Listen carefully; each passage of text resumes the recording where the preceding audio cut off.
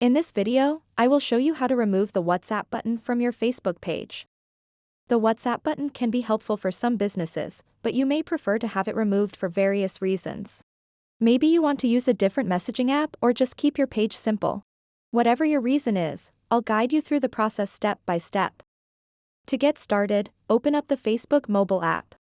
Once you're in, tap on the menu button at the bottom right corner of your screen.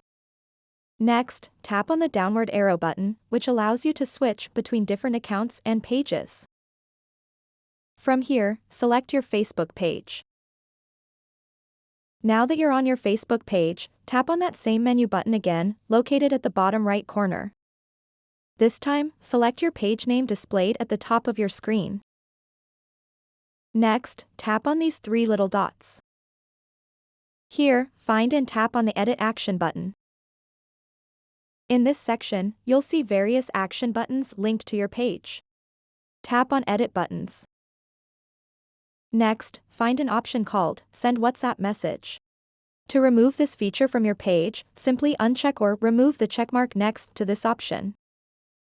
After unchecking that option, don't forget to hit Save at the bottom of your screen.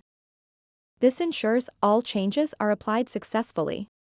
And just like that, you've successfully removed the WhatsApp button from your Facebook page. So that wraps up this tutorial. If you have any questions about this whole process, please let me know in the comments section below. And if this video helped you out, please give it a big thumbs up and subscribe to this channel for more tutorial videos like this one.